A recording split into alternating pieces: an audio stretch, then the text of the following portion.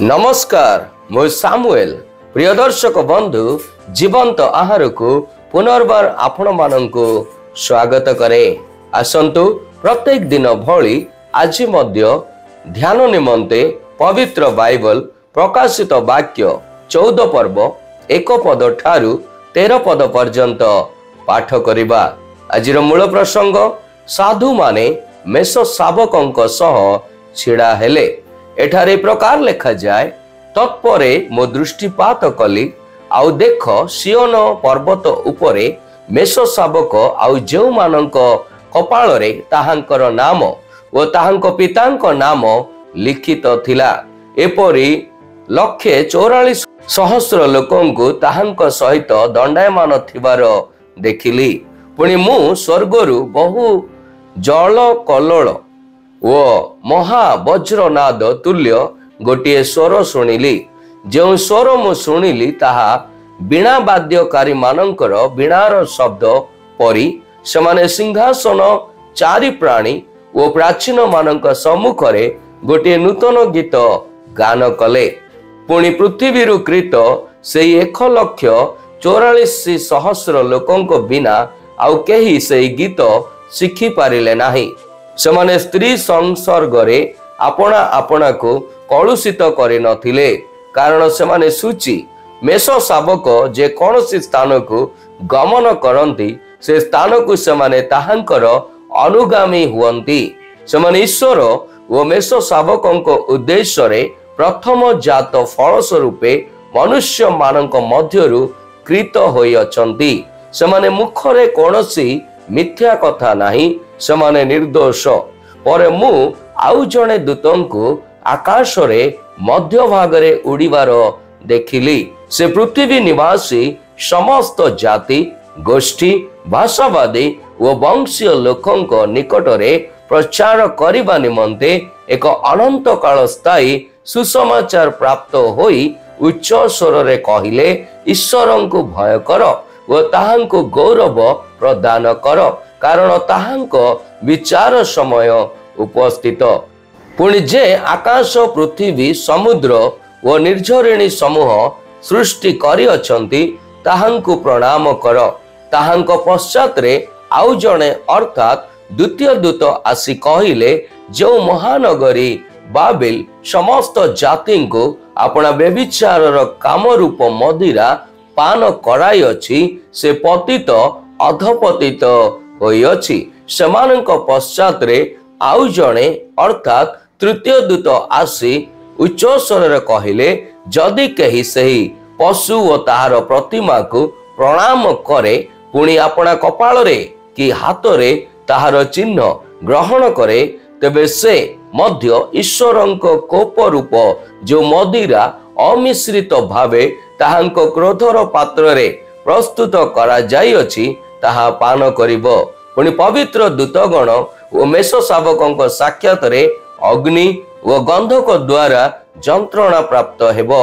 एपरि लोक मानकर जंत्रणा धूम जुगे जुगे उठुतिबो। जो माने पशु ओ ताहार प्रतिमा को प्रणाम करंती, पुणी ताहार नामर चिन्ह ग्रहण करंती, सेमानकर दिवारात्र विश्राम नाही। एठारे साधु मानकर अर्थात जो माने ईश्वरंक आज्ञा पालन करंती ओ जीशुंक प्रति विश्वास रखंती, सेमानकर धैर्य आवश्यक। पुणी मु स्वर्गरु एही बाणी सुनिली, लेख जो माने एणिकी प्रभुंकटरे ताई मरंती सेमाने धन्य। हाँ, आत्मा कहु अछंती सेमाने आपणा आपणा परिश्रमरु विश्राम प्राप्त हेबे, कारण सेमानकर कर्म सेमानकर अनुवर्ती हेबो। ईश्वर आजिर पठित शास्त्रांश पठन करिबारे एवं श्रवण करिबारे हम प्रत्येकंकु आशीर्वाद करंतु। आसंतु आजिर एई शास्त्रांश को बुझिबा निमंते चेष्टा करू।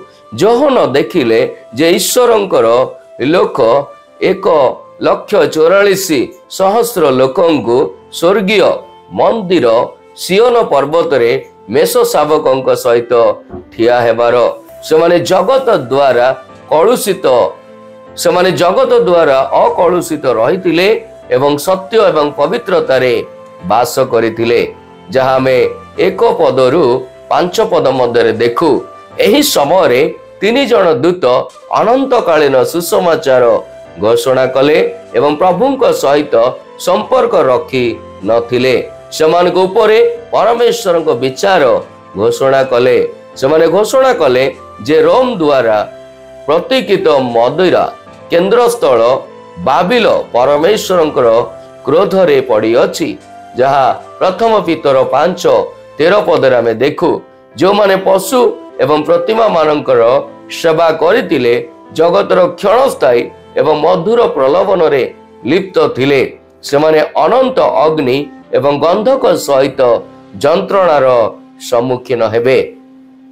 ଅନ୍ୟ ପକ୍ଷରେ ଯେଉଁ ସାଧୁମାନେ ପୃଥିବୀରେ ସେମାନଙ୍କର ବିଶ୍ୱାସରେ ସ୍ଥିର ରହିଥିଲେ, ସେମାନେ ସେମାନଙ୍କର ସମସ୍ତ ପରିଶ୍ରମରୁ ଅନନ୍ତ ବିଶ୍ରାମ ପାଇବେ।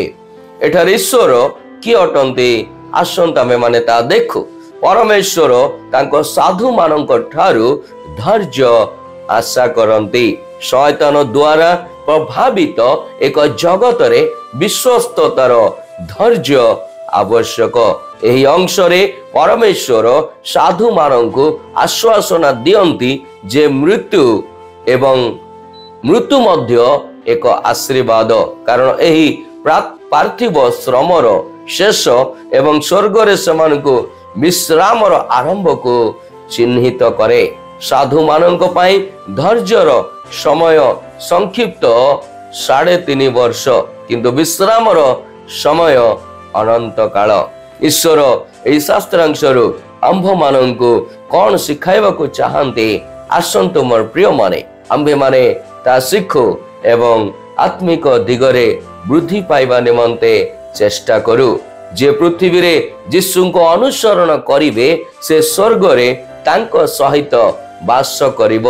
ଯେଉଁମାନେ ଯୀଶୁଙ୍କୁ ଅନୁସରଣ କରିବେ ଏବଂ ଏହି ପତିତ ଜଗତ ବିରୁଦ୍ଧରେ ଦୃଢ଼ ରହିବେ, ଯେଉଁମାନେ ଗରିବ ଏବଂ ଦୁର୍ବଳ ଲୋକଙ୍କ ସହିତ ସାଥ ଦେବେ ଏବଂ ସେବାର ଜୀବନଯାପନ କରିବେ, ସେମାନେ ମେଷ ଶାବକଙ୍କୁ ଗୌରବର ପଥକୁ ଅନୁସରଣ କରିବେ। ମୁଁ ଆଜି ଯେଉଁଠାରେ ଅଛି, ମୁଁ କ'ଣ ସେଇ ମେଷ ଶାବକ ଯୀଶୁଙ୍କର ଅନୁସରଣ କରୁଅଛି କି? ଈଶ୍ୱର ଆଜିର ଧ୍ୟାନରେ ଆମ ପ୍ରତ୍ୟେକଙ୍କୁ ଆଶୀର୍ବାଦ କରନ୍ତୁ। ଆସନ୍ତୁ ଆମ୍ଭେମାନେ ପ୍ରାର୍ଥନା କରିବା। ପ୍ରିୟ ପ୍ରଭୁ, ଅନନ୍ତକାଳୀନ ତୁମ ସଙ୍ଗରେ ରାଜ୍ୟ କରିବା ନିମନ୍ତେ ଏ ପୃଥିବୀରେ ଥିବା କ୍ଲେଶ, ସମସ୍ୟା, କଷ୍ଟ, ଦୁଃଖକୁ ସହ୍ୟ କରିବା ନିମନ୍ତେ ମୋର ଧୈର୍ଯ୍ୟ, ବିଶ୍ୱାସ, ସାହସକୁ ତୁମେ ବଢ଼ାଇ ଦିଅ। ଯୀଶୁଙ୍କ ନାମରେ ଏହି ପ୍ରାର୍ଥନା ମାଗିଲି, ଆମେନ୍।